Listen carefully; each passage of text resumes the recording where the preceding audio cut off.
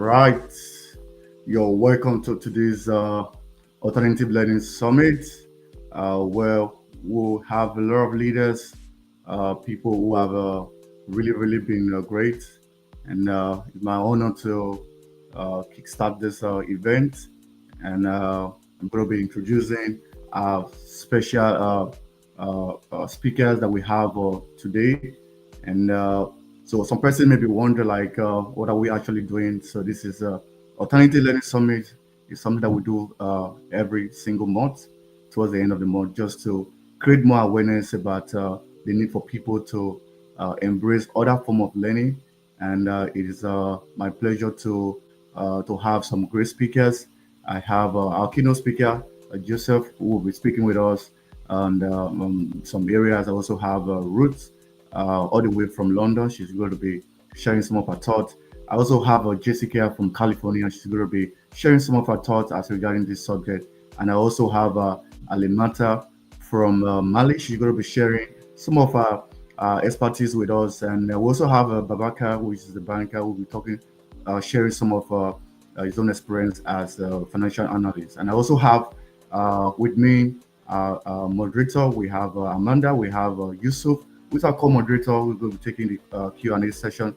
I also have Elizabeth, who will also be sharing some of this. So I'm going to start with our first speaker, the person of Mr. Joseph, who is a pharmacist actually, who has been in this field for more than 30 years, and it's great to have him. So you're welcome to the podium, sir.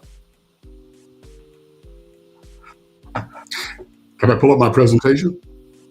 Yeah, you can go. Thank you.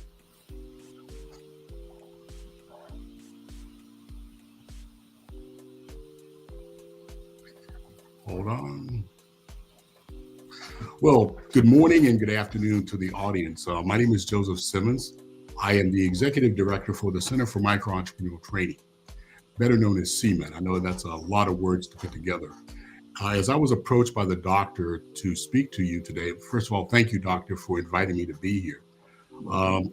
I thought about the subject, and I thought one of the things that I would talk about to you, to the audience today, is a different pathway for entrepreneurship. So, what is CMET? CMET is a nonprofit organization with a mission to prepare entrepreneurs for success.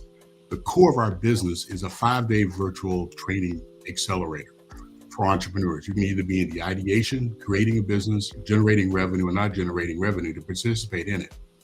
We've done 27 cohorts. I manage 10 to 12 subject matter experts. The 5 days gives you a solid foundation to build your business. So we've done 27 cohorts. But this year, we started a new workshop, and that workshop is buying a business. So I want you in the audience to think about this, where you're at in your career, and you're thinking about starting a business, but it's too scary.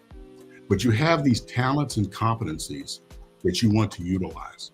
And what better way to utilize them is to buy a business. And I know right now you're looking, going, Joe, what are you talking about? But I want you to think about the organizations that are out there that have grown, whether it's Google, whether it's Amazon, whether it's Johnson & Johnson or Novartis. These organizations are all built through acquisitions, not organically. So I want you to think a little bit out of the box as I go through this presentation. The other thing that I want you to think about is, ladies and gentlemen, we're in this unique window of 5 to 10 years where baby boomers like myself are transitioning from their businesses, and they need someone to buy these businesses. So think about it. These businesses have been around for 50 to 60 years. They have customers, they have cash flow, they have operations. But with you walking in with your talents and competencies can take these businesses to the next level. So let me start my presentation. So what is ETA, or entrepreneurship through acquisition? Well, you're buying an existing business. Like I said before, you're buying their assets, you're buying their cash flow, you're buying their customers. You're taking over a business that might be stale or stagnant, but you coming in youthful, you have a different approach to the business, you're able to accelerate the growth of that business. Now, we all know starting a business is very risky. Think about this. 2 out of 10 businesses fail. I'm sorry, only 2 out of 10 businesses succeed. Whereas with acquiring a business, The SBA reported last year that 98% of businesses acquired have paid back their loans. 95% of these businesses are on target, or they're not late with their payments. So the risk is a lower risk for you to buy a business than it is to start a business. For you that are like myself, you look at the minority community, the average revenue for a Black business is only 110K. Let that sink in for a minute. The SBA says a small business is supposed to be $1 million in revenue a year. Now, there are businesses out there that meet that guideline of over $1 million. So you can go very easily from zero to buying a business, and all of a sudden you can be doing $1 to $1.5 million, or even higher, depending on what you want to look at and get. So think about it. You're acquiring an existing business, you're buying their assets, their capabilities, their relationships. These businesses have been around for 50 years, so they have established relationships with key stakeholders, with a bank, insurance. They have a website, they have customers. That's what you're taking over.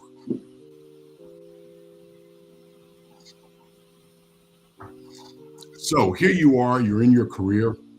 You're probably in the process of going through your performance review, and you have certain talents and capabilities. And sometimes you feel that you're not being utilized, but you want an opportunity to really go out and fly. Buying a business gives you that opportunity. You can step into a business and grow a lot faster than maybe the existing owners. Think about this. Baby boomers may even have an AOL account as opposed to a more present account. They might not be using AI in regards to their operations.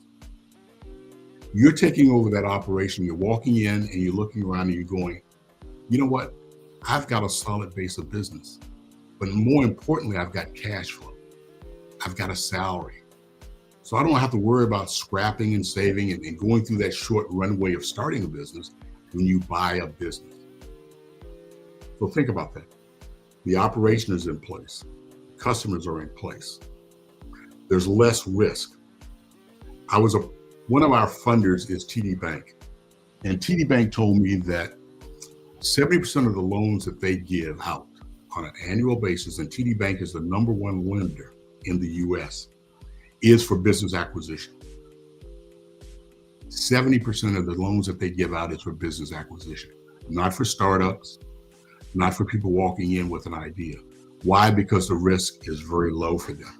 They know that when they see the cash flow of these businesses, they know they're going to get repaid. And they also know that you have a salary. So, what's the right business for you? One of the things you have to look at is, what do you want to do? What do you want to take your talents and your ability?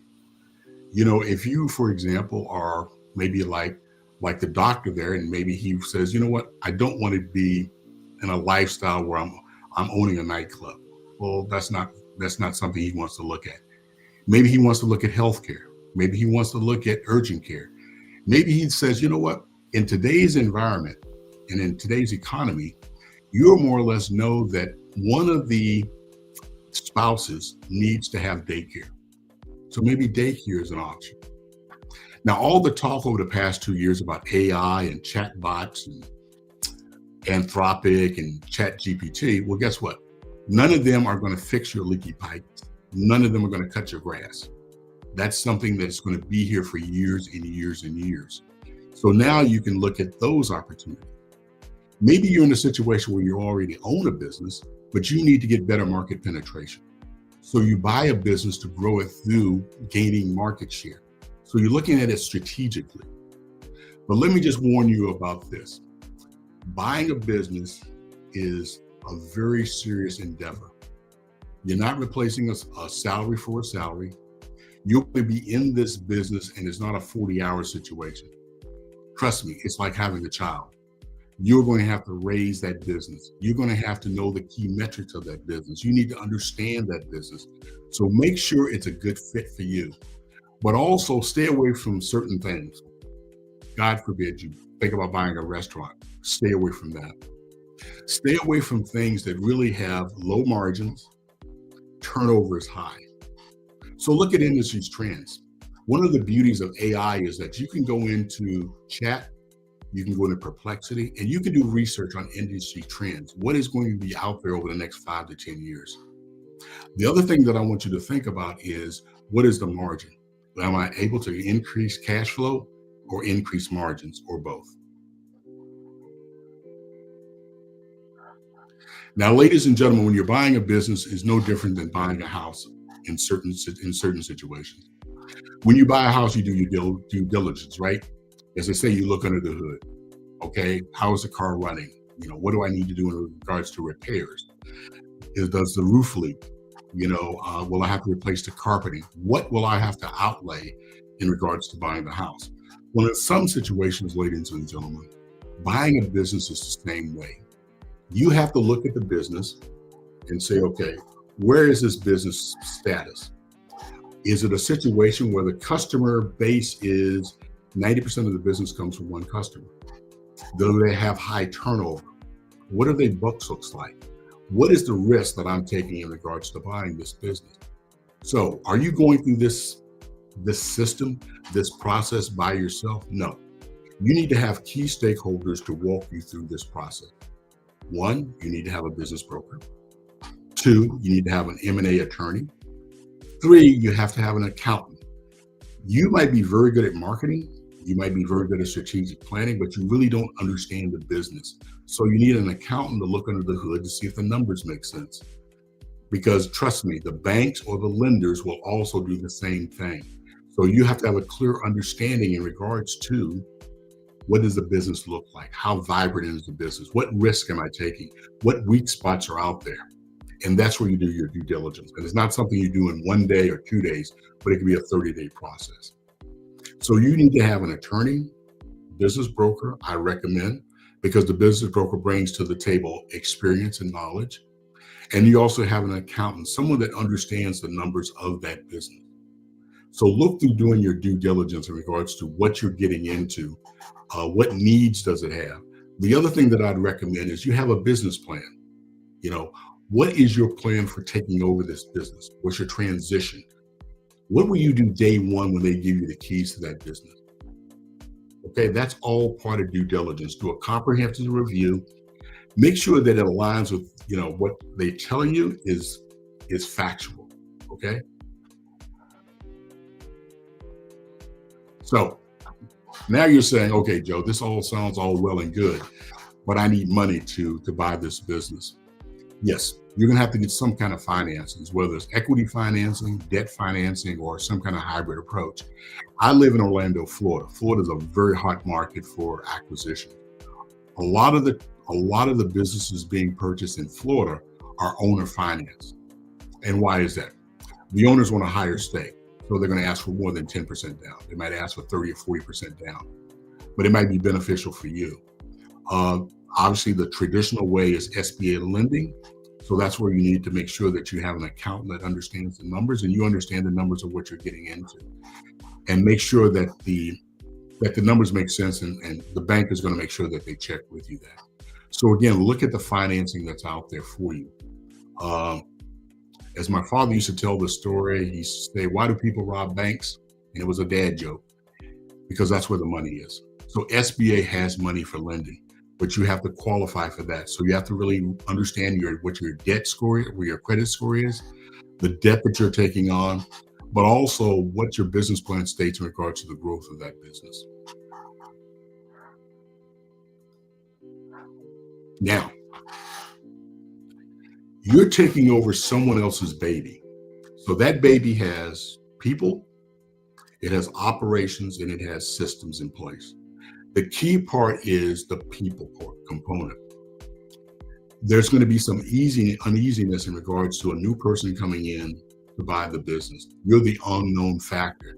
You quickly have to establish leadership, direction, focus in regards to that organization. So you also have to evaluate the talent. Let me give you an example. One of the people that went through our cohort for ETA, he immersed himself in that business for 6 months. So it was an easy transition for him to get the keys because they knew who he was. They knew how he operated. He developed trust within that organization. Culture integration. As you move and bring your talents and competencies in, there's going to be a little bit of unrest. So you have to make the transition smoother. So it's a piece by piece method in regards to making that transition. So as I begin to close this presentation, I wanted you to think about three things. And I'm going to close with an example of someone that purchased a business that's probably in your demographics. There are two young men here in Orlando, and they're both from outside the U.S. One is from the Dominican Republic, the other one is Haitian. And they had this goal of being billionaires, and they wanted billion-dollar businesses. So there came an opportunity last year where they had the opportunity to buy a hyperbaric system. And that hyperbaric business was doing about $2.6 million annually. They got the keys to that business last year about this time, the fourth quarter. In the fourth quarter alone, they did $2.5 million. This year, they're already on a run rate to do probably about $6 million. So they look a lot like Dr. Orstein. They're young, they're aggressive, but they were also able to bring a new look to the business.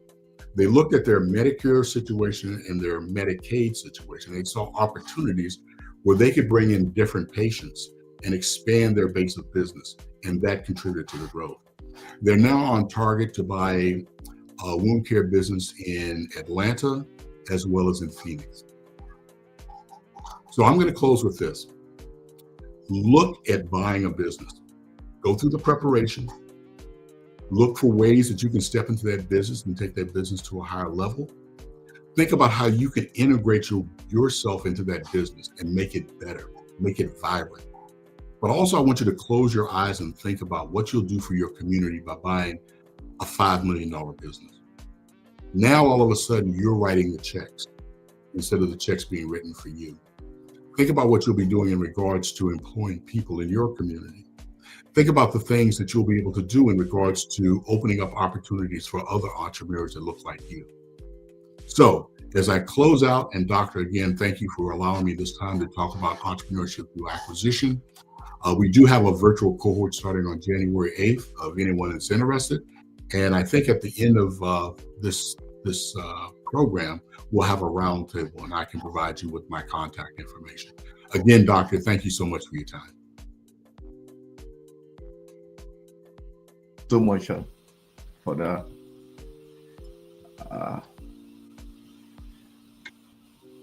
Thank you so much. Thank you so much for that insight. We are now welcoming Miss Annette Pearson, founder, Listening to Your Voice, transformational coach for female leaders, national award winner, as well as a best well-being in the workplace strategy. Now welcoming Miss Annette Pearson. Okay, I'd like to say thank you to Dr. for giving me this opportunity to come and speak. Well, here in the UK, it's in the evening, but I know in America that it's in the afternoon. So we know since 2020, there has been a change in terms of the landscape, in terms of young people and parents, in terms of their mental health and well-being. Prior to 2020, there was small amounts of young people that had problems with anxiety and depression. Can you all hear me? Yeah, we can hear you. Hello? No, we can hear you. She's already speaking. Hi, can you all hear me? Yeah, we can hear you. The speaker is already speaking. She can continue. Okay, so I'll start again. So we know that prior to 2020, can you all hear me? Go ahead, please. Okay, so we know that prior to 2020, the incidences of anxiety and depression and low self-esteem in young people was not as high as it was after 2020. And that's had an impact in terms of how they are progressing in terms of school and in terms of their outlook. Now, one of the things that we've realized then in terms of teachers as parents, how that's impacted us in terms of our role as parents, our role as teachers, and our role as educators. So one of the things of the topic that we're looking at today is about building emotional and economical intelligence, is that we need to ask ourselves as educators, where are we emotionally? Because we need to be able to share with others our own emotional intelligence. If we are not able to share with our young people how we cope with challenges in our lives, then we can't model that to them. So after 2020, I was going through a few challenges in terms of what was happening in terms of me with work. And one of the things I started to do was to write motivational quotes on my board so that I was able to speak to the young people and show the young people in a practical way how they were able to overcome and improve their mental health and well-being. And as I was sharing these quotes with them, they then started to write more quotes. So one of the things that I realized that they needed was for their confidence to improve. I also needed to realize that when my confidence improved, then their confidence improved as well. So when we want to improve and build our emotional intelligence, one of the things that we need to do is to improve our confidence. Now, after we improve our confidence, one of the next things I realized that we need is then it allowed opportunities to open up. It allowed us to have choices in terms of what we would do, in terms of our mental health and in terms of our well-being and in terms of the next steps that we would take. So when we're looking in terms of building emotional intelligence, it's about what choices do you want to take? Do you want to follow the norm that everybody's doing, or do you want to do something different? Now, one of the things that I was able to do with the young people in my class is I was able to build them up. Now, one of the things in school is I end up having to teach a lot of the low ability students, or the students in school which were finding it difficult to access the curriculum. And I realized in order for them to be able to access the curriculum, they needed to feel that they mattered. A lot of these young people felt that their skills and what they were doing in schools wasn't making a big difference. So I shared with them an analogy. I'm sure most of you have heard this analogy before, that you have a fish, you have a bird, and you have a monkey. Now, when you've got a fish, a bird, and a monkey, if I was to ask the fish to climb the tree, would the fish be able to climb the tree? No, because that's not what the fish was created to do.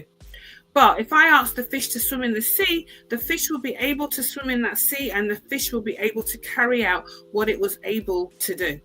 And I explain this to my learners, that no matter what some of you do, now I teach science, and I say to the students, some of you will never be good scientists. It doesn't matter. I can teach you in terms of the skills, but science isn't your forte. You're good at artwork. You're good at drama. And therefore, those are the areas that you thrive at. So yes, you have to do core subjects, but you also need to develop those subjects where you have the skills. So this is where we encourage the young people to have extracurricular activities where they're able to develop in these new areas, or these areas where they're able to thrive. Yes, they still have to be able to do the core subjects in school, like the English, the maths, the science, but they're also able to thrive in terms of the sports, in terms of art, to be able to thrive in other areas of their expertise. So the first thing we teach them is to improve their confidence. The second thing we teach them is about improving their choices. And then the third thing we teach them is about improving their economical contribution. See, if they're able to make the right choices, where some of these young people in the past would think that they're not going to be able to go out and get a job, or they're not going to be able to use their skills that they have in a productive way, we're able to show them examples of other people who've used the skills that they have, so that they're able to have an economical viability in terms of where they are in the future. So we say to the young people, yes, not everybody's going to be academic, but we still need to have people in these vocational courses. We still need plumbers. We still need electricians. We still need people doing art and technology. We still need individuals doing all of these different tasks. And therefore, we encourage them to go down the lines in terms of what they want to do. Now, in the whole of this process, one of the things that started me, so I've taught for 38 years, and for a lot of that time, the only thing I knew was about being in the classroom. But about 10 years ago, I had a break out of education. And in that time, I learned about the business world. I learned about personal development. I learned about some of these missing pieces that were needed in education. And as I learned about these pieces which were missing in education, then I was able to come and share these with the young people in school. So one of the things that they know me for in school is about improving their mental health and well-being, about building them up, teaching them these skills that you're not going to get an assessment in these, but these are the skills that's going to make a difference to you in the future. I say to the young people, you need to get involved in going out and doing outdoor hiking. You need to get involved in playing sports. You need to go and get involved in doing activities which are team building. Because as you get involved with these activities which are team building, you learn to build resilience. So many young people don't have the resilience because they've not been involved in the team activities. We also need to teach our young people the importance of failure, that not everything is going to go according to their plan, that they can't always expect that when someone says, can I have, or they say, can I have, the answer is always going to be yes. No, they need to learn in life that sometimes things are not going to go the way they need to be. And we need to develop them so that they can build resilience. So when they get into the workplace and someone does an appraisal with them and say, these are the areas that they need to do to improve, they're not going to crumble because they've never in their life been told no. The other thing that we need to make sure that we say to our young people is that inside of them, they know that there is something that they were destined to do. So one of the quotes that I have in one of my books, and also one of the quotes that's in my school, is one from one of my books called Say Yes to New Opportunities, Be Motivated to Learn. And the quote says, listen to your inner voice and don't let anyone stop you from being the person you know within you need to be. So as you're listening to this today, I want you too to know that you can listen to your inner voice. As you listen to that inner voice will lead you, and that inner voice will guide you. Sometimes that inner voice will say to you, this is an area of your strength. But the other people around you will say, why are you going down that particular line? And it's so easy to follow what everybody else is doing. But one of the things you need to remember, that as you build up confidence and as you start to be able to improve the choices that you take in life, then you're going to be able to make the decisions that's going to impact you economically. Those decisions that's going to impact you economically, they might be a different pathway than what other people might think you should be on. But if you know within yourself that that's the way that you should be going, be brave enough to go and surround yourself with other people around you who will be able to guide you and direct you in terms of where you want to go. So as I shared that quote, I'm going to end with it now. Listen to your inner voice and don't let anyone stop you from being the person you need to be within. Thank you so much for this opportunity today. Thank you so much for that. Thank you. Awesome. Thank you so very much for that wonderful speech. I definitely learned a lot of what you were saying, and I'm sure our audience will retain that encouragement and those insightful, optimistic motivation that you had installed in us today. Our next panelist that we have is Mr. Boubacar Diop, a banker and chair of board ALFI, African Leaders Factory Initiative, also known as a banker, special advisor on youth policy and development of the Senegal government, also honored as Africa's Rising Leaders through a distinguished Mandela Washington Fellowship. It is my honor to welcome Mr. Boubacar J. Diop. Thank you very well, Amanda. It's an honor and a privilege to be here. I'm saying good morning to everybody, to everyone who is here in the chat, and good morning also to Dr. Osantaran, my friend, a friend of mine, who invited me today to be here in this amazing panel. So, thank you for having me today. Absolutely.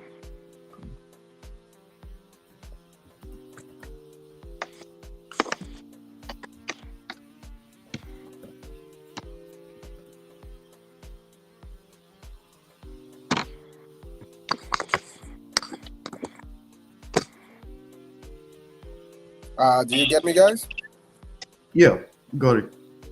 All right.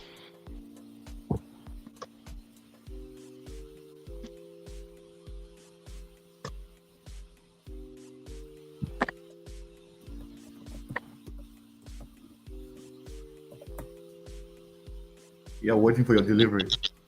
Oh yeah. Sorry. What was the question? No, not the question. Yeah, for your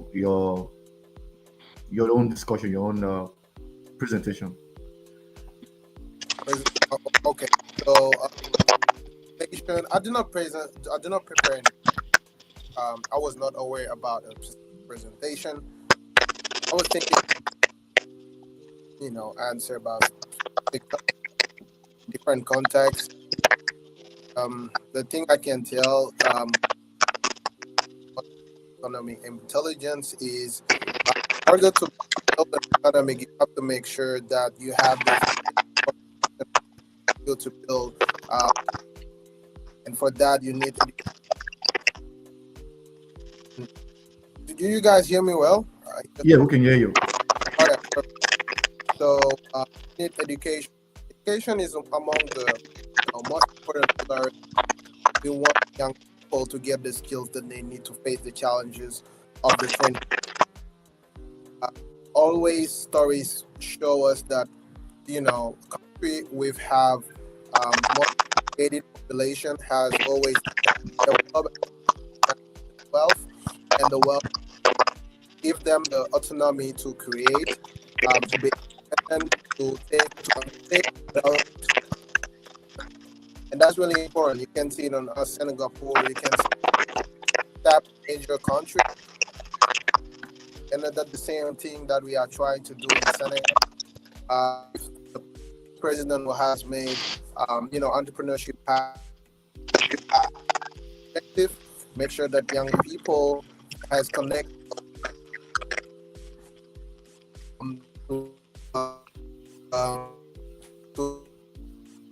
and the second, and also our current president is making that attempt to helping young people to get involved in not only also make sure they get the funding required for them.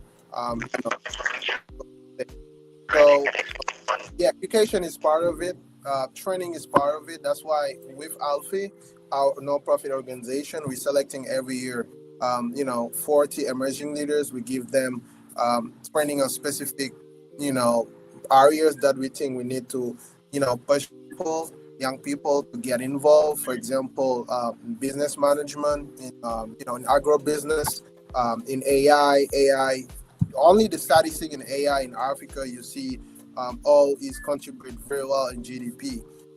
You see the continent as well, is forecast to grow in 2025 at 3.9% GDP growth. You go to Sub-Saharan Africa, the project to grow rate in 2025 is roughly 3.8%. So it's just showing you also how AI is helping the country to meet their development goals and respecting the criteria of sustainable goals. So it's really, really important. And also policies. We cannot building that emotional and economic intelligence if we do not make the right policy that much with, the demand of the actors. Actors require the government to build a better environment, which is healthy, but which is sustainable and supportable. To support every actor and make sure that they get what they need in order to strive and also be independent. Yeah, and I'm glad to be here. And if you have any other question. All right, thank you so much, Babaka, for that. So over to you, Mandat, for the next guest, the next speaker. Thank you all so very much. And thank you, Mr. Duop, for a wonderful speech there.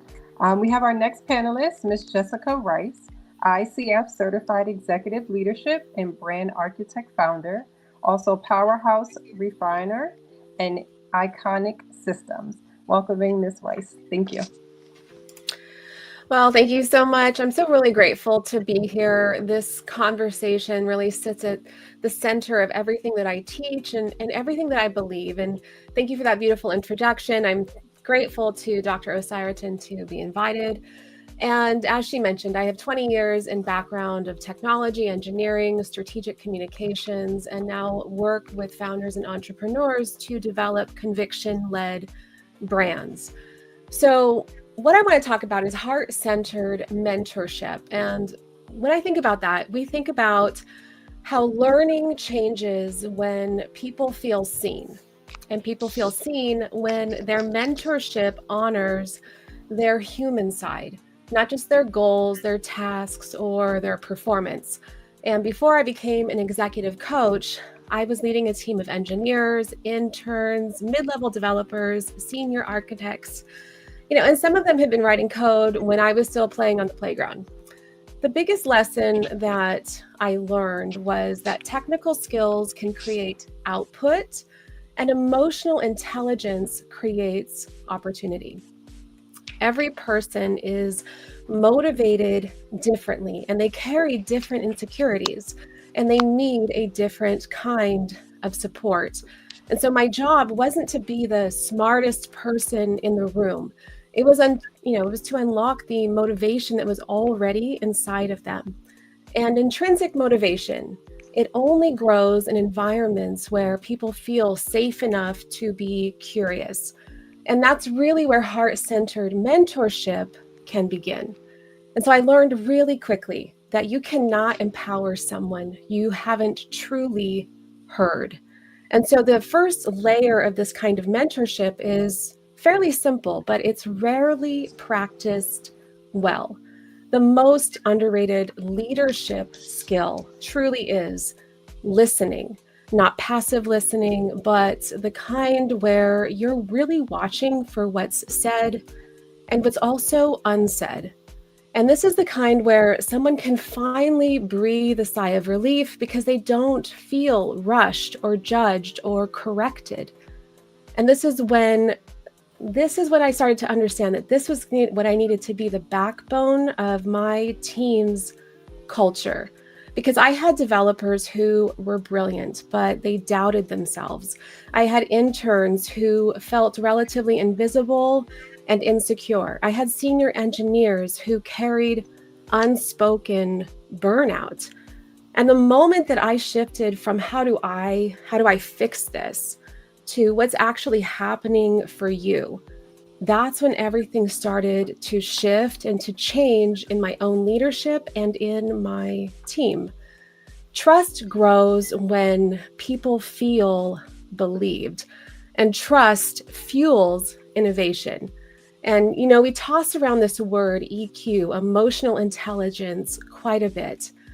But the real depth is when we can create psychological safety where people can disagree, they can debate, they can challenge, and they can build something better together. Innovation doesn't happen when we're all compliant. It happens through conversations. And there's a few books that I use that really shaped my approach pretty early on.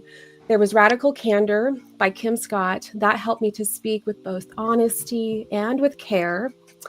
The Coaching Habit, that taught me to stay curious a little bit longer. And The Big Leap by Gay Hendricks. This one deepened my understanding in each person's zone of genius. And when you can merge clarity, curiosity, and someone else's unique gifts, you can then empower them beyond measure. And that really leads into then the next layer, seeing the whole story behind someone else's learning journey. And I apologize if you can hear some background noise. We have some things going on. So because someone feels safe enough to share, you finally get to understand and why they learn or they struggle or that they lead the way that they do. Every learner and mentor arrives with a story. Their upbringing, their fears, their identity, their internal pressures. And all of it sits in the room with them, whether we acknowledge it or not. And when I mapped my team's emotional responses, we used communication styles, we determined what their individual personalities were, and I realized that no two people needed the same levels of support. And so one of the great resources that you can use is Ekman's Atlas of Emotions. It can be found online at atlasofemotions.org. Because I had a developer who feared slowing down. They looked at resting as failure, as being lazy. I had another who was afraid to speak up, especially when she was the only woman developer in the room. And I had another who was overlooked so many times that they just started to shut down. Empathy mapping isn't about being soft, it's about being accurate. And it tells you what someone is protecting inside of them. This is the understanding that allowed me to help engineers really build their careers, not just complete tasks. And it what allows mentors to guide someone forward without accidentally stepping on their history. So naturally, once you know who they are and what they carry, then you can build their future with them, not for them. Because at some point, mentorship becomes really less about instruction and it's more about partnership. And so a lot of the times I hear mentorship really explained or described as telling someone else what to do based on their own experiences. And I look at heart-centered mentorship as let's build this together. Co-creation gives the learner ownership. It empowers them to trust their own decision making, and that creates resilience. Oftentimes, my clients, they tell me that I didn't solve their problems, but I helped them to solve their problems for themselves. And that's how we start to empower people to rise. Because when people design the plan with you, they're going to be far more committed to seeing it through. And this is the same principles that we use in team coaching, where we develop transformational KPIs or agreements that the team can then create to support one another. They hold each other accountable. They call out challenges. All of this before cracks really start to create the foundation of the team. These KPIs, they're not performance metrics. They're relational commitments. And they say that when you struggle, I'm struggling with you. And when you win, we're winning with you. And this is the kind of shared responsibility, but it requires an immense amount of courage. The courage to speak up, the courage to challenge, the courage to commit wholeheartedly to where it is that you're wanting to go and take the team. And it builds teams with heart, not just output. And that's what creates the kind of culture where vulnerability isn't a threat, it's a strength. Because when people can co-create their growth, they also need a leader who isn't performing out of perfection, but modeling humanity. You cannot call someone into courage while pretending that you've never been afraid. And really, vulnerability doesn't mean that you are oversharing. It just means that you're grounded enough to say, I haven't always had this figured out either, but I'm willing to be committed in learning this with you. When I mentor people through the Women Tech Network or work with leaders across different industries, many are surprised that the most powerful thing that I bring to them isn't strategy.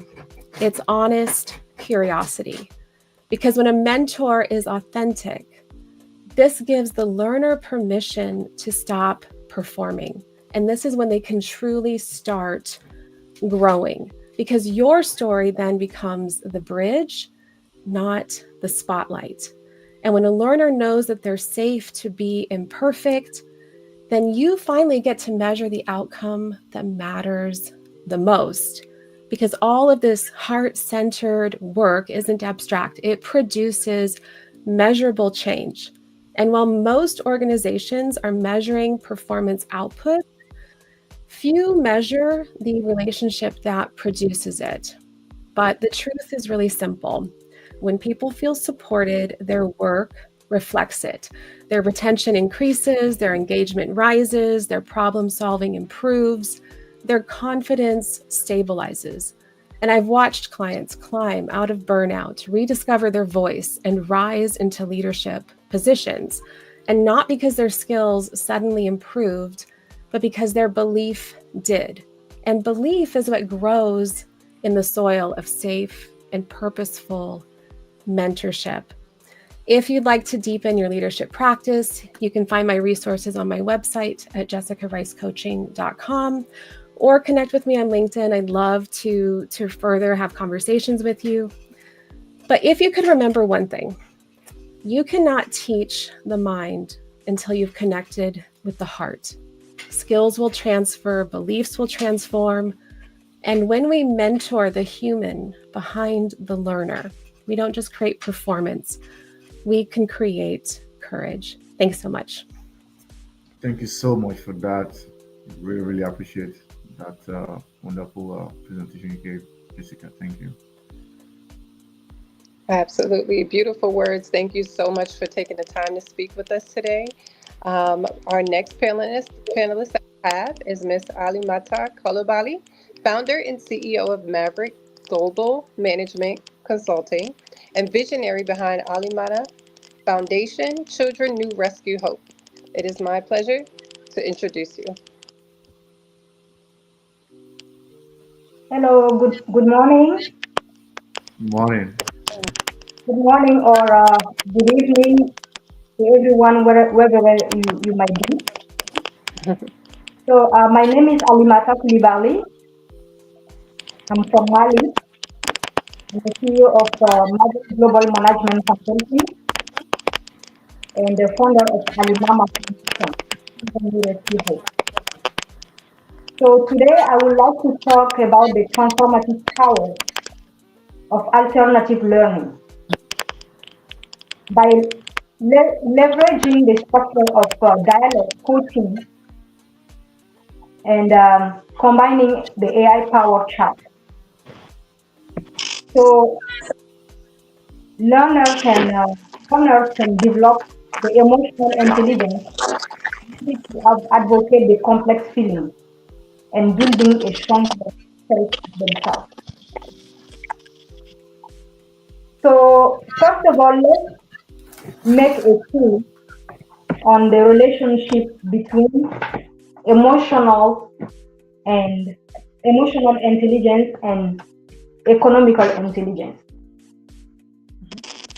So the emotional intelligence is the relationship between the emotional intelligence and economical intelligence is deeply intertwined. So the emotional intelligence is the ability to recognize and understand the emotions in guiding thought and behavior, which is very much essential for managing the stress and anxiety related to financial struggle. And building strong relationships and would network and develop resilience and perseverance in the face of financial struggle or setback. On the other hand, the economic intelligence refers to the ability to understand and manage the financial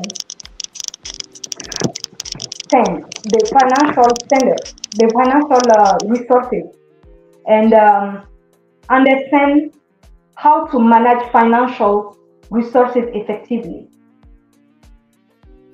So, which is refers to creating a budget and sticking to it, especially which is very important for us women, and saving and investing wisely. And finally, identifying and pursuing financial opportunities. So, in that sense, alternative learning can empower women and youth with practical skills like like I said before, budgeting, savings, and also digital earning, especially for young people, for youth. With the development of AI, so the innovation, so it is very easy for youth to make some digital earning. These skills are very crucial for the breaking of poverty cycle, especially in the places like Africa, where I am from, in West Africa region. So women and youth are struggling a lot because there is not much opportunities for a lot of youth and some women as well. So it is very important to achieve the financial independence for women in order to make a brighter future for the family and for the community. So now by combining the emotional intelligence with financial literacy for women, they can develop a growth mindset and focus on the long-term financial goals rather than short-term gains. Building financial literacy and confidence is very important for women, wherever they might be.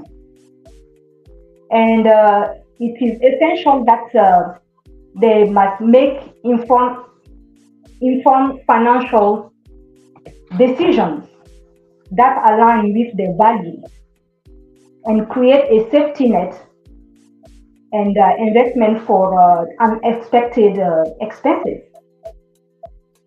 So it is also crucial that they invest in themselves and the future, whether it's through the training, through education, or through entrepreneurship. So it's very essential, it's very important that women create a safety net and invest in themselves. So that will also allow them to break free from the cycle of poverty. So, and we can do this through coaching and mentoring, and women helping other women. It's very important. And finally, by combining emotional intelligence and economical intelligence, individual they can unlock new opportunities and create a brighter future for themselves. And let's not forget about those who are struggling in the crisis, like war zones. So we also have to understand that this is a crucial moment for them, and we must also come to an aid to them. So this is very important. So for those women who are financially independent and who are emotionally stable, it is very important that they help others who are not there yet. So in that reason, I make a call to all of us. So let's harness the potential and of alternative learning to drive positive support for those in need, for those who are in need the most. I thank you.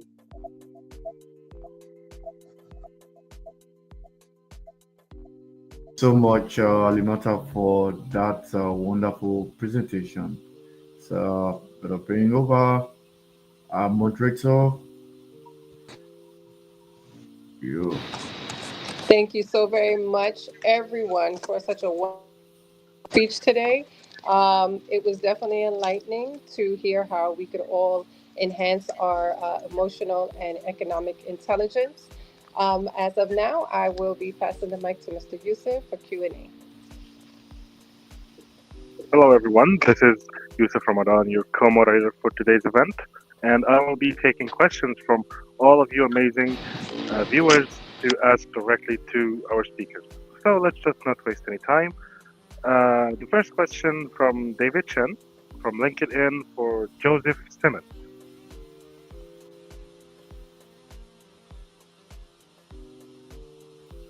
Joseph, can you come on stage, please?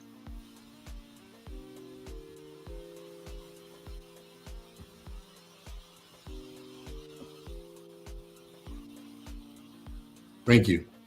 Oh, all right. So David is asking, for someone who has spent many, many years in a corporate role, what is the very first metric of a green flag we should look when we evaluate a small business to buy?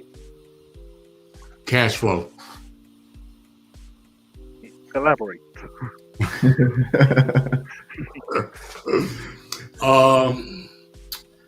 One of the key metrics of any business is cash flow. The gentleman that's a banker here, that's the first thing he's going to look at is the cash flow of the business, because the cash flow of the business will determine salary and your ability to repay the loan. So to the gentleman that's looking to buy a business, if he doesn't have a clear understanding of accounting and business accounting, cash flow, balance sheet, income statement, margins, profitability, then definitely make sure that you surround yourself with an accountant, because the accountant will interpret that balance sheet for him or her. So cash flow is going to be the first thing. Yeah, definitely look at how much money the business is making before buying a business. Exactly. It's not cash on hand, it's the cash flow. The other thing that I would look at is customers. As I said earlier in my presentation, you want to make sure that the spread is there for customers, because when you take over that business, you want to make sure not all your eggs are in one basket. That is a very diverse customer base, and it's one that you can build on based on the market that you're in. Thanks for the question. Perfect. Thank you so much, Mr. Joseph. Moving on to another question from Linda Martinez for Annette Pearson.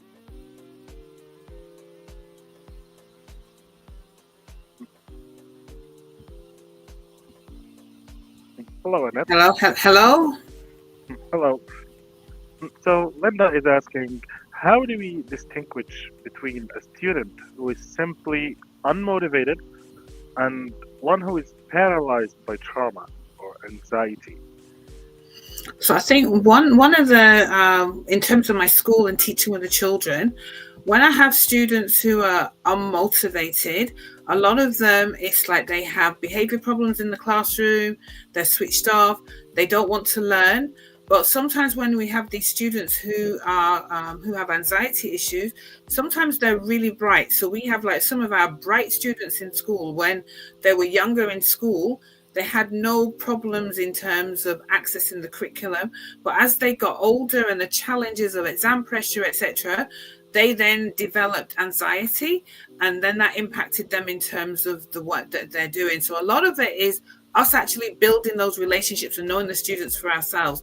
And as we know the students for ourselves, then we know, like, I won't say 100%, but we know those students where it's a lack of ability and those where it's anxiety that's impacted them. And those with anxiety that's impacted them, then if we're able to address the root cause in terms of what's causing them the anxiety, then they start to make progress back in school again. Yeah, definitely things like that really make a difference between these two people. All right, moving on to another question. This one from Beatrice Kalu for Babacar. Babacar, can you come on stage, please? Yes, I'm here. Hello. So Beatrice is asking, Babacar, regarding of digital earning skills, what specific avenues are you seeing the most success in developing regions right now?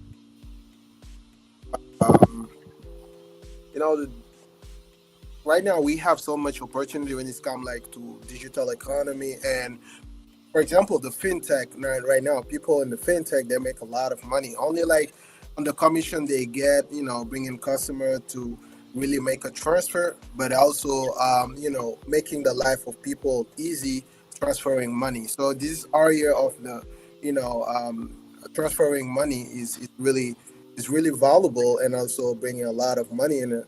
And you're talking about cash flow, really important too, and you get it over there when you want to like and also I see the e-commerce. Right? If we see China doing very well right now, because in the economy, in the GDP, the industry, what you know, um, like involved the most is e-commerce, and e-commerce also is a great area where like.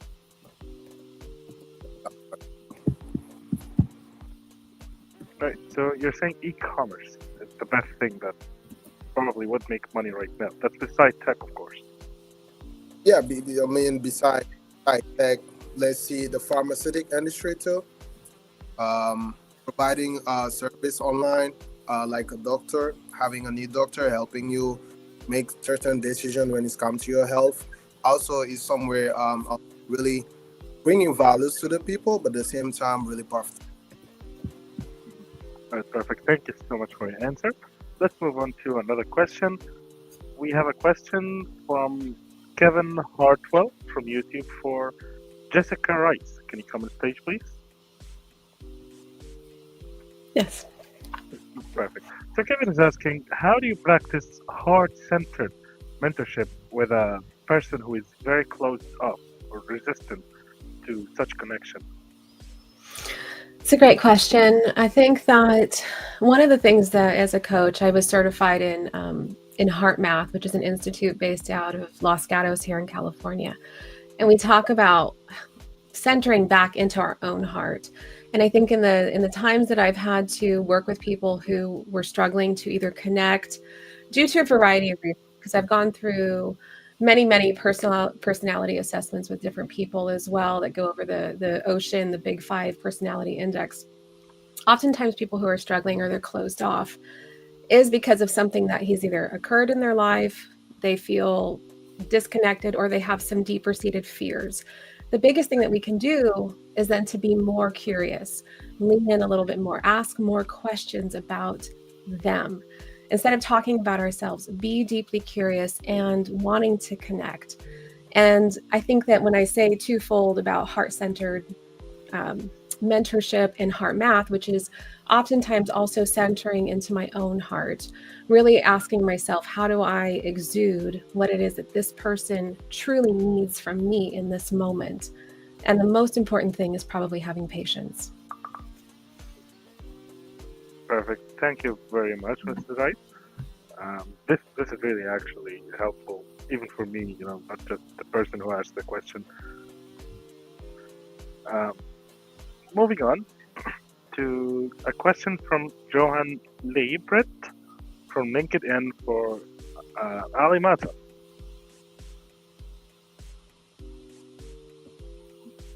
Ali Mata, can you come on stage? Yes. Perfect. So Johan is asking, the idea is of using AI-powered chats for emotional process is really great, but do you worry that this reliance might reduce our human ability to empathize? Sorry, repeat that again, Yusuf. I'm sorry, I didn't catch that. Sure thing. Well, So the question is, the idea of using AI-powered chats for emotional processing is fascinating, but do you worry that relying on AI too much might reduce our human ability to empathize? well, it all depends on how we want to use the AI. So we are not going to reinvent the wheel. So anything that's in AI was there before. Now it's just that it's an innovative way to put it online. So more people can have access to it. So the way we use the AI is very important. We must learn that AI is going to be there. Now it's there. It's not going to go away. So now we have to learn how to use it effectively and how to use it to our advantage.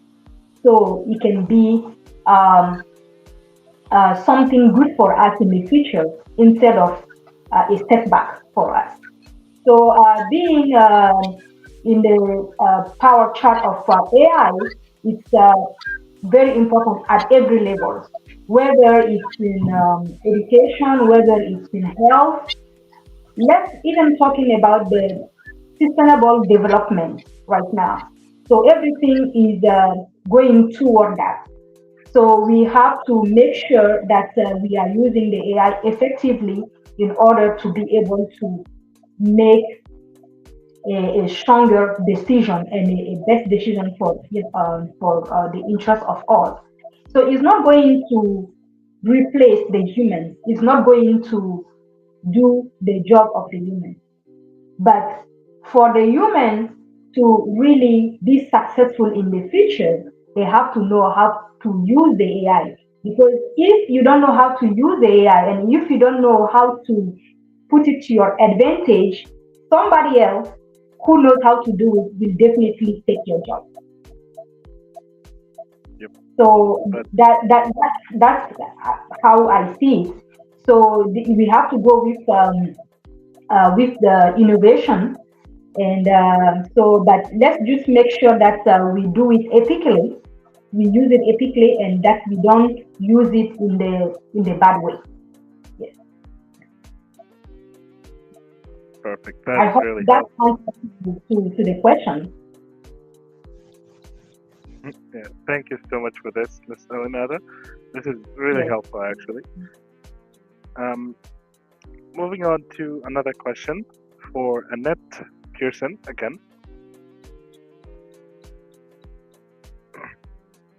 Okay, I'm here. Hello. All right, hello. So, a question from Fatima Sayed from YouTube. The question is, does creating a safe space means we have to lower our standards for the learner?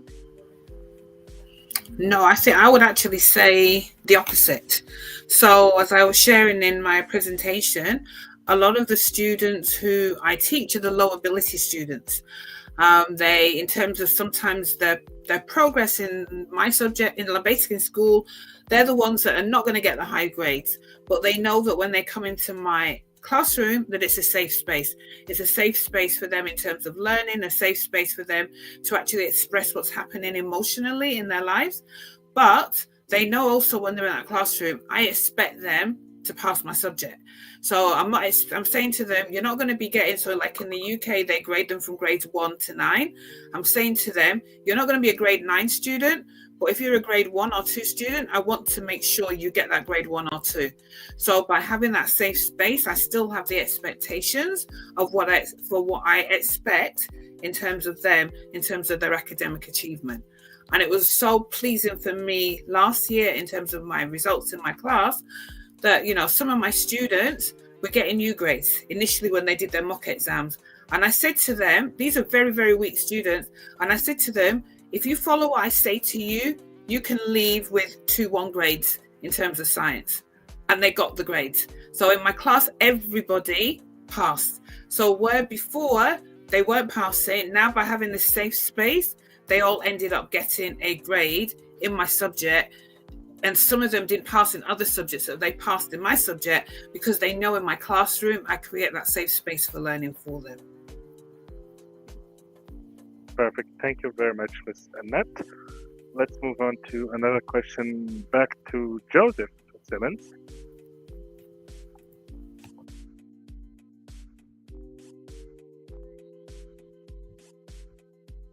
Joseph?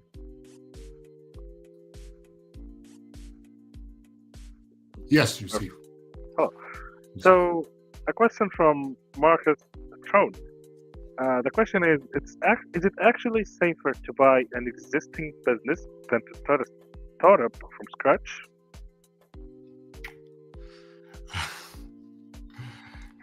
let me just give the gentleman some statistics. 98% of SBA loans are repaid by purchasing a business. Only 2 out of 10 startups make it past 3 years. So When is you're that starting a business, your challenge is going to be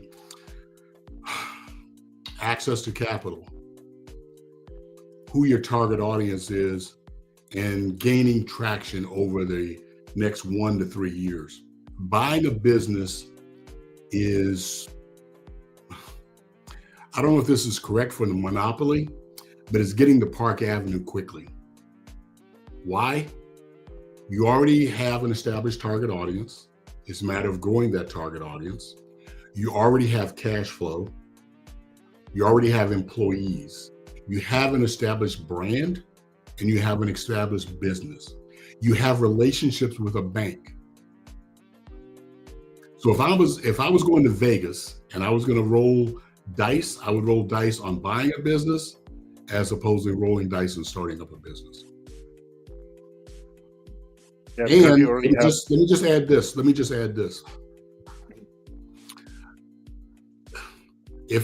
There was a book written by Reginald Lewis, and it said, "Why should white guys have all the fun?" Reginald Lewis purchased Beatrice Foods for $1 billion.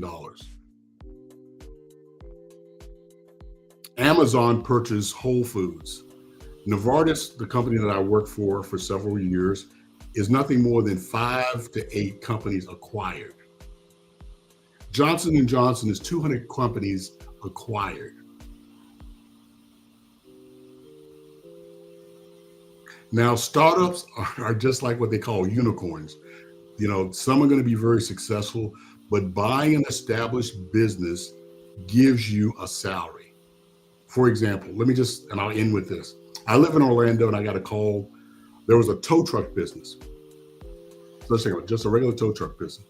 It was doing $8 million in revenue. The salary was $350K. Not bad. Now, as a startup, are you going to make $350K? Absolutely not. Not even in the first 2 or 3 years. Yeah, that's great. So I have a question. I'm a little bit interested in that. So buying a business. So what matrices should one be looking at for before buying a business? Or what are the things you have to look at? You have to put into consideration before buying a business. I think there's several things, Doctor, that you have to look at. You have to look at, what kind of business do you want? What is your expertise? Okay. For example, the lady that was on before me that's doing teaching, if you wanted to buy a daycare center, which is very profitable, you could buy a daycare center because you have the ability to transfer your skills as a teacher into daycare. The lady that was on before that was talking about AI. If she wanted to buy a tech company, the banks would give her money because she has the skills to run a tech company. Okay.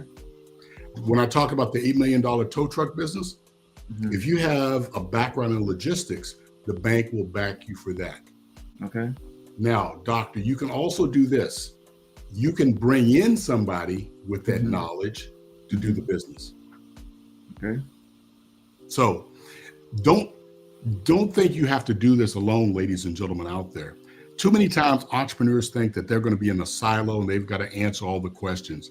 Buying a business and starting a business, you need to surround yourself with strategic advisors. Okay. You're going to need an accountant. You're going to need an attorney. You're definitely going to need some kind of business mentor, like, is it Jennifer? Jessica? Jessica, yeah. You're going to have those kind of factors around you because you're taking over something and you need to be able to talk to someone in regards to, I've hit this challenge or this issue has popped up. And you need to be able to sit down with someone who's gone through that journey and who has a key understanding of business dynamics. Did I answer your question, Doctor? Yeah, you did. Yeah, I still have some questions because I'm quite interested because I'm an entrepreneur, so kind of hit me in terms of hearing what you're sharing. I just want to ask, like, also for our audience, which is better, to get a franchise or to buy a business? Depends. Some business brokers will put you through a personality test. Okay. Some people like structure and execution. Franchise is great. Some people like structure and discipline, but they also want to be able to take their personalities and bring that into the business and then do things their way, for lack of a better term. So buying a business is better. So a lot depends on what you have an appetite for. Obviously, McDonald's, Subway, those kind of franchises, everything is locked in for you. This is how you run your business. Mm-hmm. There's no ifs, ands, buts about it. Now, buying a business that, say, for example, a daycare business, then you bring in and then you kind of tweak it to your personality. You tweak it to the market space, market conditions, and you're able to kind of adapt and make changes. Whereas opposed to a franchise, you really got to stay within that lane. You really can't deviate that much. If the customers want sweet potato pie, you're not going to get that at McDonald's. Okay. Yeah. Also, for those businesses, we have a lot of businesses that are online. So, what can you say that what are the advantages and disadvantages for buying a business that is online and buying a business that is offline? Maybe like a physical store where you have to walk in and all of that. Boy, that's a very good question. I would say they're both the same. Online e-commerce is what you're speaking to, correct? Yeah, not just online. Like there are a lot of businesses, like even coaching, it could be done online. Even like a therapist could go online, like a solo entrepreneur or freelancers, or even businesses that start up where you don't need to have a physical store. You can work from home and all of that. And someone is about selling. So, what advantages or disadvantages our audience what to look out for comparing between offline businesses you want to buy and just an online business you also want to buy? Because sometimes you may be tempted that online is easy to manage and all of that, but it also comes with its own disadvantages. So I just wanted to share that with us and also with our I'm going to audience. answer the question with my own personal prejudice. Okay. All right. We as a people cannot be solo entrepreneurs and expect to help our community. Okay. So if it's e-commerce or whether it's brick and mortar, we need scale. Okay. We can't have you need to be able to write checks for 10 people, 15 people, or 20 people. Okay. So you have to look at the cash flow, the 1 year, 3 year, 5 year, 10-year projections of that business. Okay. Whether it's e-commerce or brick and mortar, where is the future of that business? What revenue are you going to drive to go from one person to 5 people, to 10 people, to 20 people? Okay. Because then, doctor, you're running a business. When you're just by yourself, it's all great and God bless you. But there's this gentleman back in the 30s. His name, I think, was Dudley. And Dudley was selling personal products. He was black. Before the Depression, as a black business person, he had 5,000 employees. Okay. Think about that. His revenue that he was generating was between $28 to $30 million. Okay. As a community, that's what we need. Okay. So whether it's e-commerce where you can go out there and you can defeat and take down Amazon, think about what you'll be doing for a community. Think about what you'll be doing for a community if you can have people underneath you making 6 figures. Yeah. You're giving them stock options. You're giving them benefits. Okay. Yeah. So it all gets back to the numbers. If the numbers say that, I'm going to this business in the next 10 years is going to $100 million business, take it and run with it. Okay. Whether it's brick or mortar or e-commerce. All right. Thank you very much for sharing that. Okay. Over to you, Elizabeth. Yeah, thank you very much. Elizabeth, you can take a few questions here. You can answer a few questions from the chat to our amazing speakers.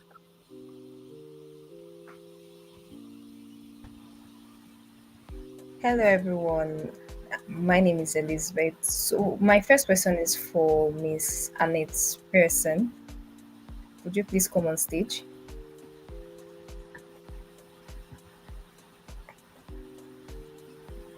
Okay, thank you. So this from Joanne Jackson. She says, sharing emotions with young people sometimes makes us look weak. What do you think about it? What do you have to say about it? Okay, so that's an interesting question in terms of showing our emotions to young people. So in the past, that's what I thought. But I think it goes back to what I was sharing with you beforehand about the relationships that you have with the young people. If you have a stronger relationship with the young people, they actually are able to read your body language more than you. So, like, for example, in my classroom, I have a paper chain. And on this paper chain has all of the names of all of my students who were in my form. So basically, I had the same form in terms of pastoral care from year 7, 8, 9, 10, and 11.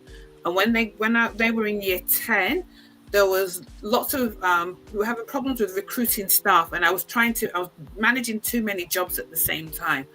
And they could see the impact that it was having on me as a member of staff. And they came in the next day with this paper chain with all of the names of the students written on this paper chain to say to me, Miss, we're standing here with you. We can see the challenge this is going through with you, and we want you to know that we're here with you.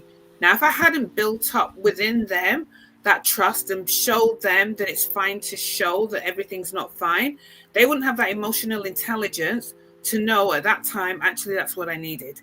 So it depends on the relationship you have with the students. If you don't have a good relationship with the students, being vulnerable with them, I wouldn't recommend it, because then they'll come in the classroom and they want to eat you alive. But if you have a good relationship with the students, being vulnerable, then you teach them that in life, things don't always go the way you expect it to go. And therefore, by you being vulnerable, you show them how they cope in life. When things don't go according to their plans, do you then say to them, go get the help you need? So by them, they were showing me, Miss, you need to go and get help. You can't do this on your own. So again, it goes back to, I think, what we're all saying here, the relationships we have with people around us. If they're solid, then we're able to do things that we wouldn't be able to do if we didn't have those solid relationships. Wow, thank you so much for that. Okay, that's another question from Greg Poland from LinkedIn. Says, with so much learning happening remotely now, how can we virtually cultivate a supportive counseling environment where we can't read body languages as easily? So that is difficult, I think, especially with remote learning and the whole thing around young people not being able, sometimes they don't want to put their cameras online. So it's about, again, like how we're doing here.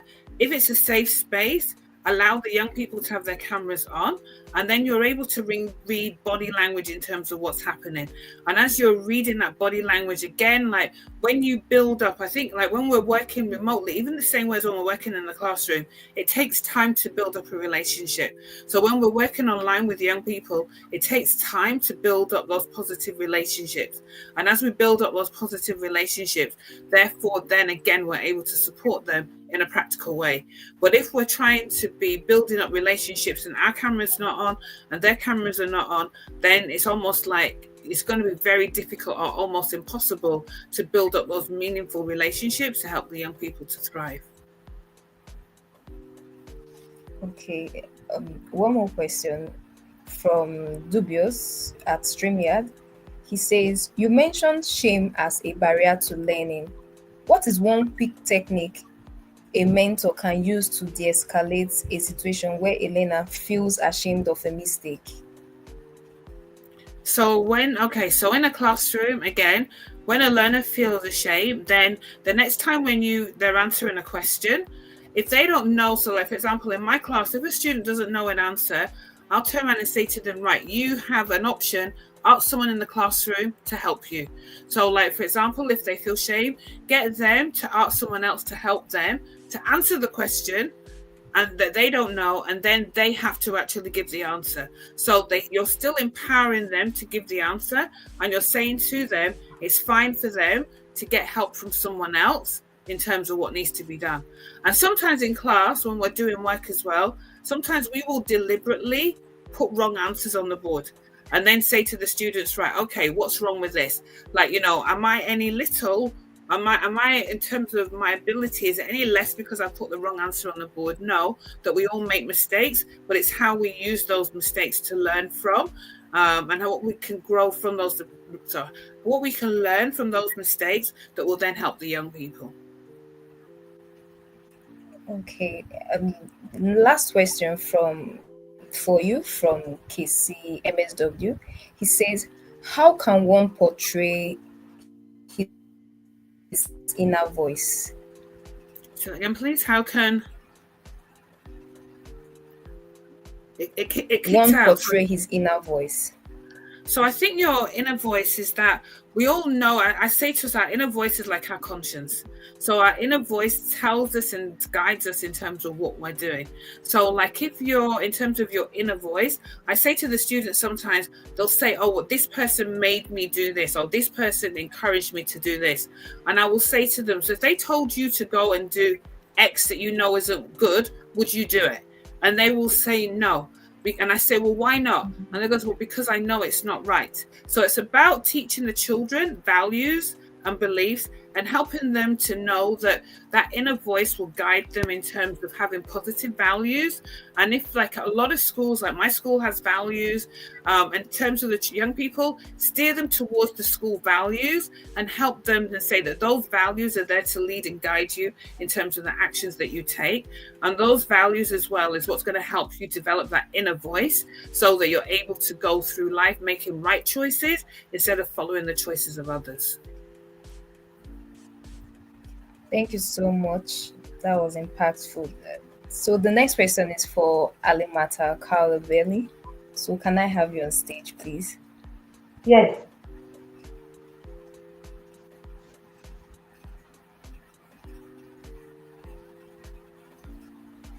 Hello? Yeah. So your first Yes. question is from Lindy on LinkedIn. He says, in multicultural contexts, communication styles vary widely. How do you teach structured dialogue without imposing one specific cultural style of communication? Well, we cannot impose one specific structure when it comes to communication, because communication is personal and also it's cultural. We have to use our own way and our own values and culture in order to communicate with each other. So when it comes to AI, the communication it became something global now, because from your part of the world you can combine that with another part of the other world. So you can also combine thoughts. You can I would not say manipulate, but use it to your advantage.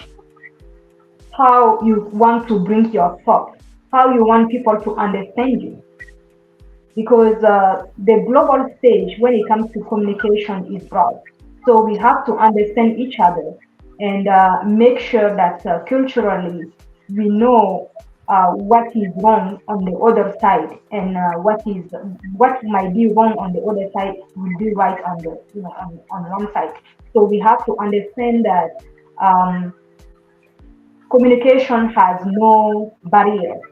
There is no barrier for communication when it comes to AI, and we just have to use it to our advantage, use it well, and use it effectively, and make sure that we get to our goals, to our destination of thought. Okay. The next question is from Hannah Baker from YouTube. She says, for someone who struggles with difficult conversations, what is the first step in the peace building framework to prepare for a high stakes discussion? Well, for the peace building, we have to have in mind that, first of all, peace begins with ourselves. You have to think that when you come to someone, you have to make peace with yourself, with your own self. Have the peace of mind, have the peace inside, and have the peace towards somebody else. So this building is very important because in this world where we are struggling with misunderstanding, with wars, with crises, economical crises and political crises. So it's very important that we come together and try to build peace together. And in that event, I would also say that in peace building, it's very important that we also involve um, women in the peace building because the way women think when it comes to peace building is different from the traditional way. Not that I'm trying to say that like everything like should come just to women, but like we have to work in partnerships to involve more feminine thought, feminine intelligence when it comes to peace building. So, and also peace building in AI can also be something achievable because then it's available to everyone. It's available to everyone, so everyone can use it, and we can come to a solution where there will be a better world for understanding. Yes, it's very difficult, but it's not impossible.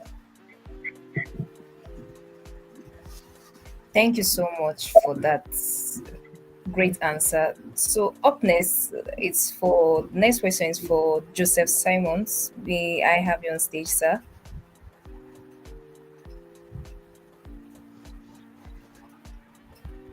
Hi, Elizabeth. Hi. So the first question is from Emily Rostova from LinkedIn. She says, as a pharmacist yourself, how did you handle the mindset shift from being a specialized technician to a generalist business owner?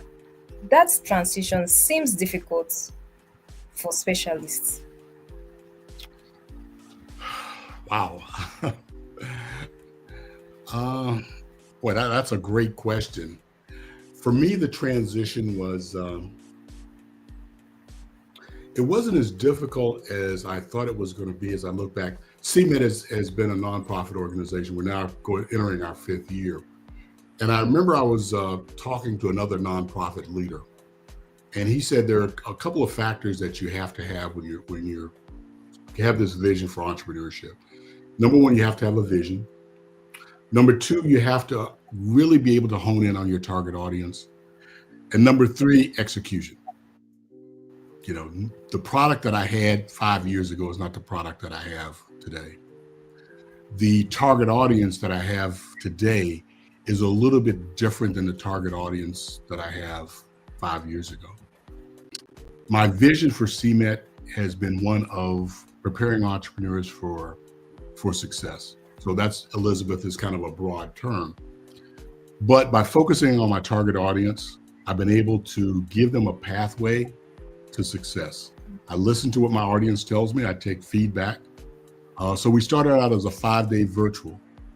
The feedback I got was, for sustainability for entrepreneurs, they need something else. You just can't accomplish it in 5 days.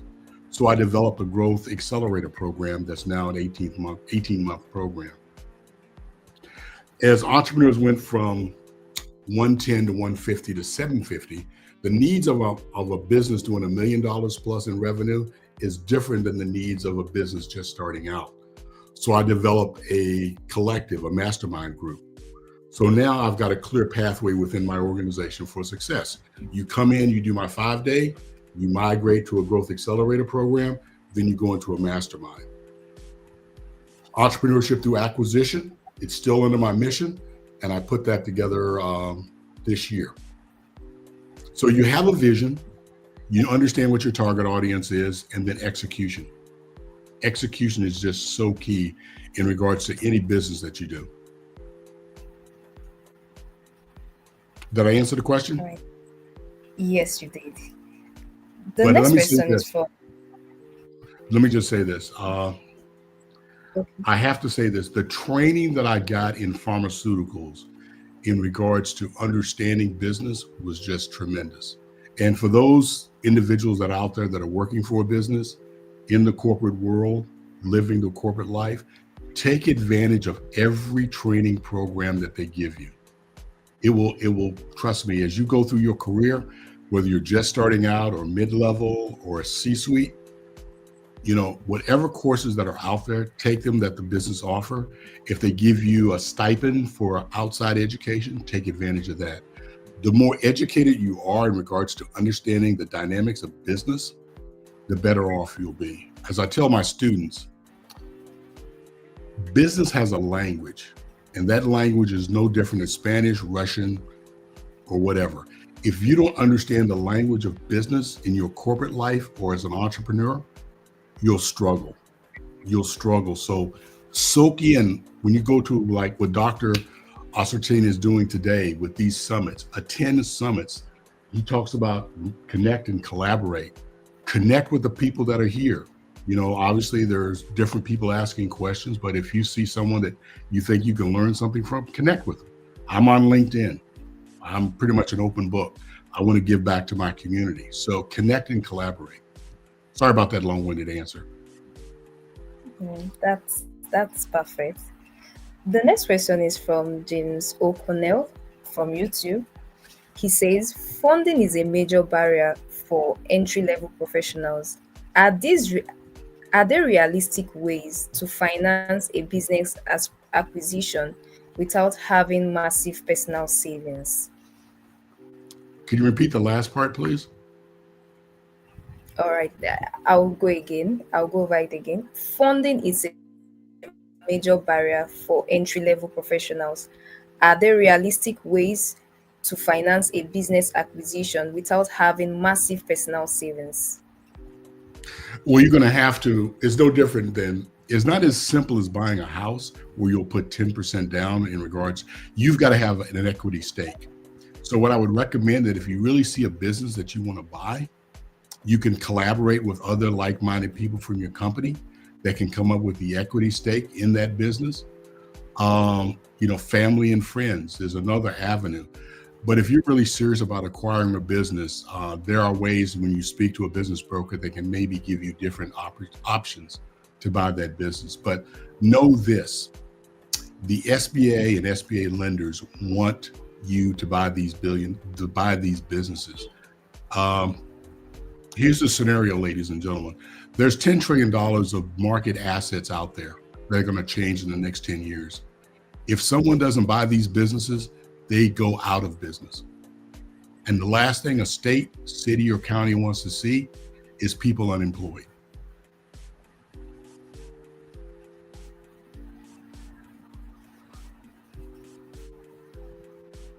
Thank you so much for that question. Such an honor, sir. So that's the end of the question for you. So may I have Ms. Jessica Rice on stage?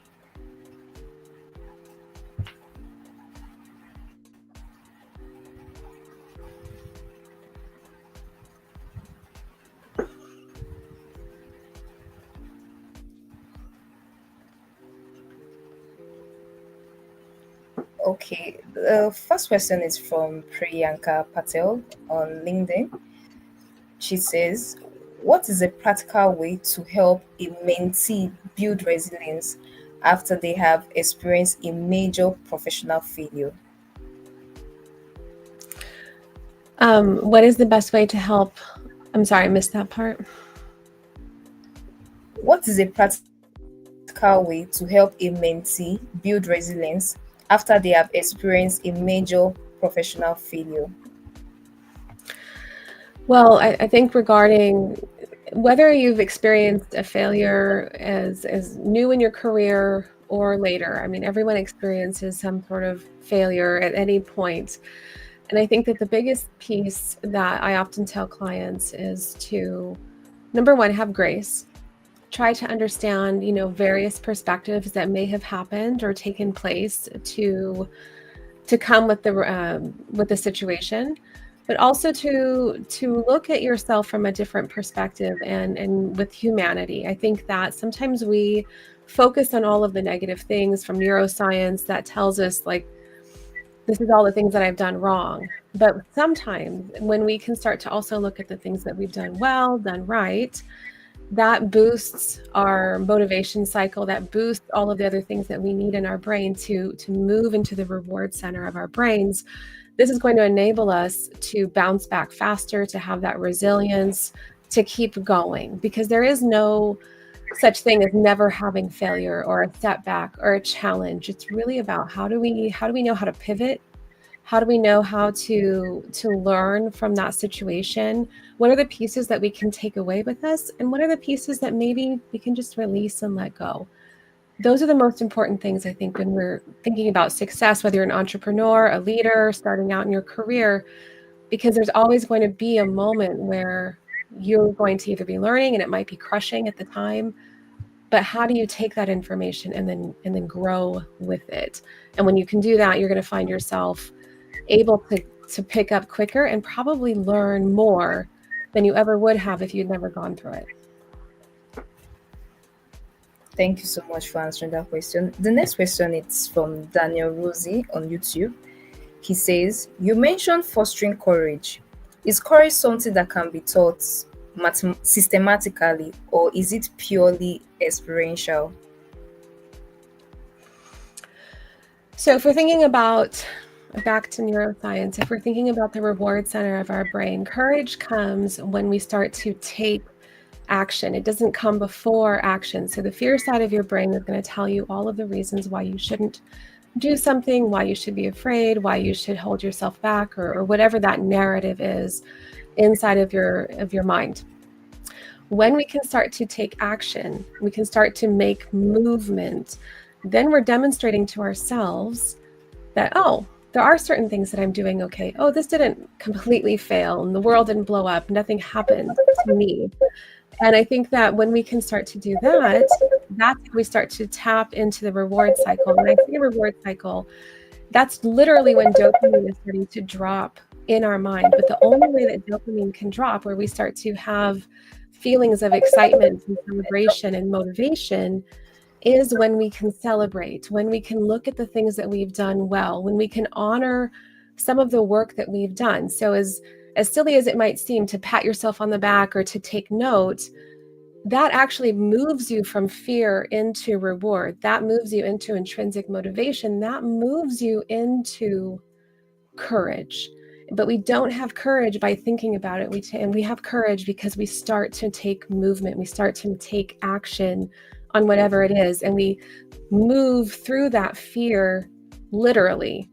And that's, I don't know if it's systemic as much as it is recognizing that fear won't go away until you do something about it.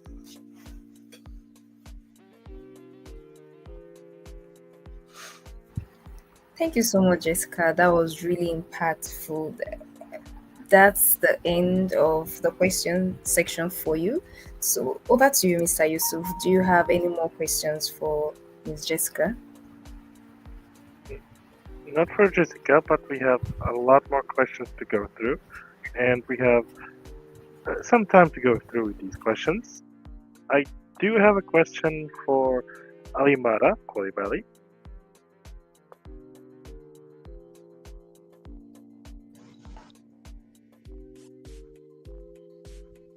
Hello. Hello. All right. So there's a question from Maria Gonzalez. The question is, you mentioned expanding emotional vocabulary, right? Why is having the specific word to describe an emotion so important? Sorry, repeat that again one more time, you said. So you mentioned expanding the emotional vocabulary. Yes. Right? Why is having specific words describe an emotion so critical for so important? Well, on my own perspective, emotion is always difficult. we always have a difficulty to express our emotion sometimes, where we want to show that we are fine, or we are in denial, or we just don't want to express our emotion. So it's always become difficult to express our emotion globally or to other people.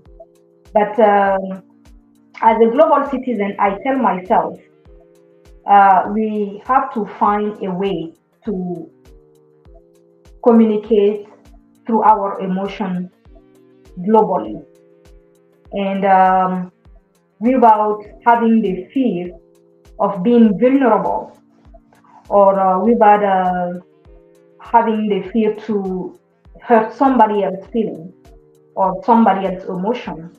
So we have to come up front and know that we are human, and emotion is for human.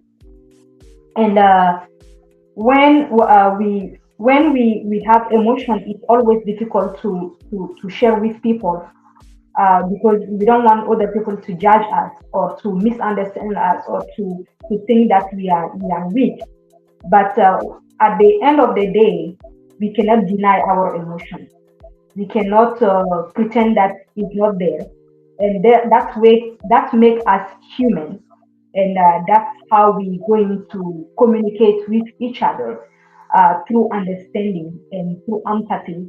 So in the global stage, so I think it's very important to manage our emotion, and be emotional intelligent enough to know how to bring our thoughts, and also be resilient to whatever we are struggling with. I don't know if that answers your question. All right, thank you very much, Mrs. Alimara. We will take one final question for our main speaker, Joseph Simmons. Okay. I'm back, Yusuf. Great. So, a question from Sarah Jenkins. The question said, you mentioned economic intelligence. How is this different from standard financial literacy? Could you repeat the question again? So, the question in short is, what is the difference between economic intelligence and standard financial literacy? When I think of financial literacy, I think of managing a checkbook. When I think of running a business, it is like it is this cascade of elements coming together to run a business. It is the cascade of managing revenue, protecting revenue, generating revenue. Where's revenue going? Where can I invest the revenue? All these elements come together into this business, and it becomes this dynamic where the business is growing, it's maturing, it's meeting the needs of its customers, it's morphing into other businesses. I mean, the best example I give is Amazon. Amazon started out as nothing more than used books. So financial literacy has nothing to do with Amazon's vision and what they wanted to become. But financial intelligence said, I'm going to take a business with the same customers and grow it into this billion-dollar entity. Right? But think about it. Dr. Elizabeth Yosef.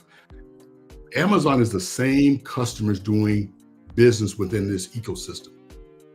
It's from used books, appliances, underwear, food, pharmacy, movies, all with the same customer.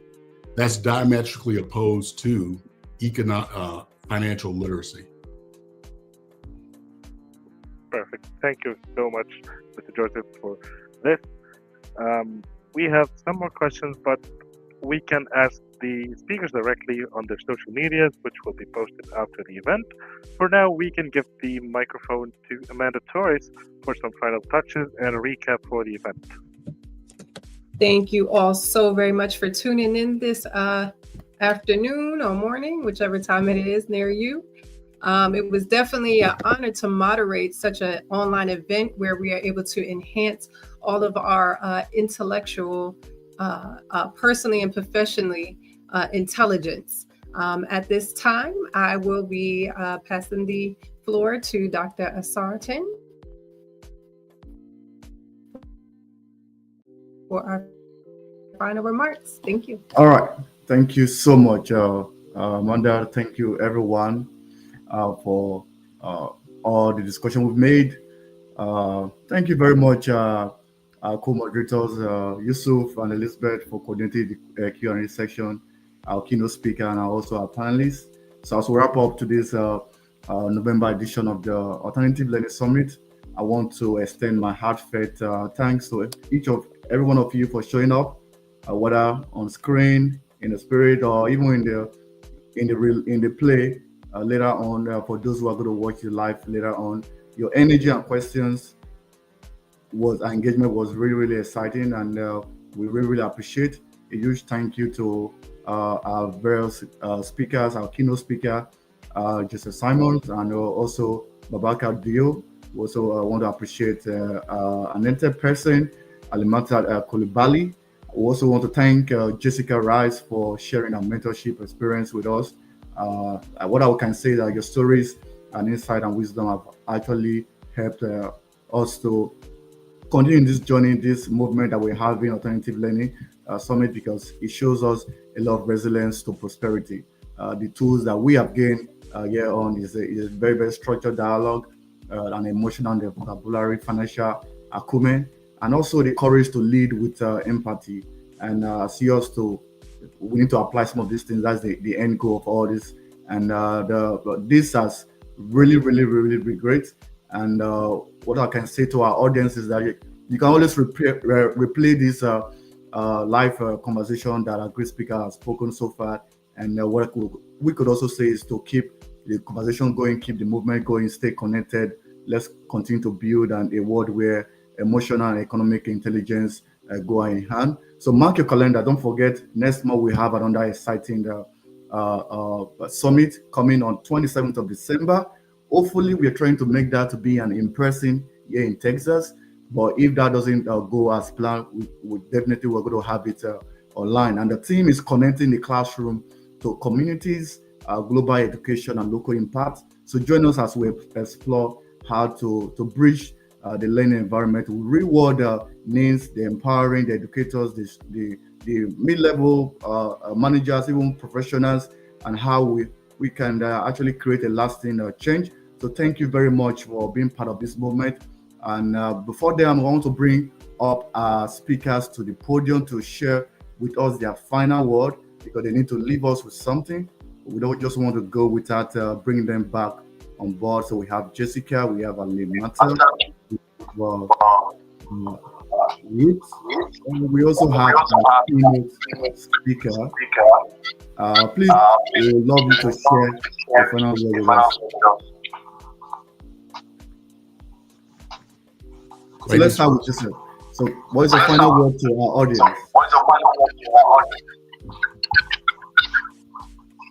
Oh, I'll start then. I was going to go with ladies first. Let me just say this. Act. Take action. Whether you're thinking about becoming an entrepreneur or dreaming of becoming an entrepreneur,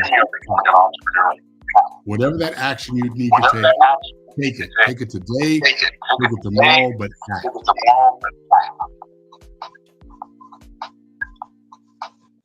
You're muted. Thank you so much for sharing that with us. Jessica, do you have a final word for us?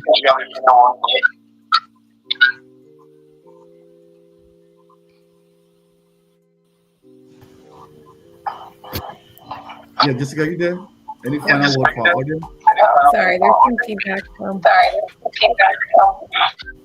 What I wanted to say was I hope that what you can carry is that real mentorship isn't about shaping someone else into your image or even your experiences. It's about giving them the space and the courage and the clarity to continue to grow into theirs. And when we can honor the person behind the work, then we help them to become who they were truly meant to be. All right, thank you so much. Ms. Ruth, can you share a final word with our audience, please?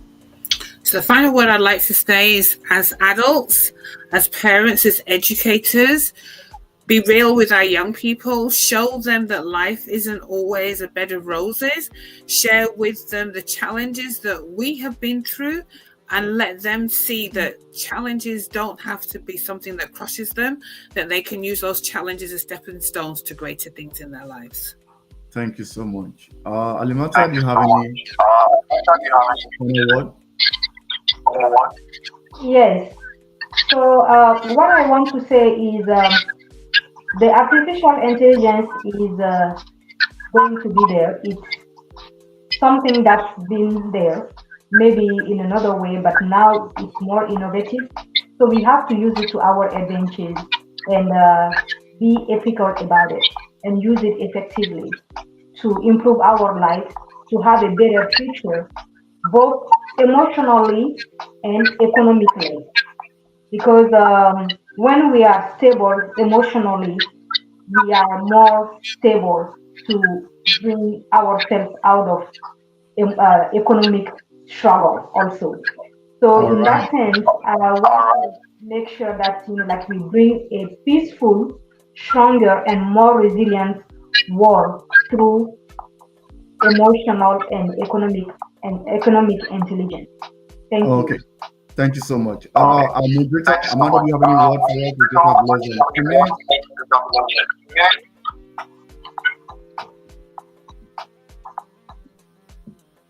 Amanda, Repeat that. do you have any word for our audience before we wrap Can you up? hear me?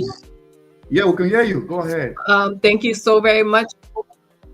Thank you so very much for tuning in, everybody. We all took something from our wonderful panelists and keynote speaker today, from navigating emotion to economic intelligence and business entrepreneurship, collaborating. I think we did a wonderful job today, and I hope that you take the information and utilize it to the best of your abilities. All right. Thank you so much.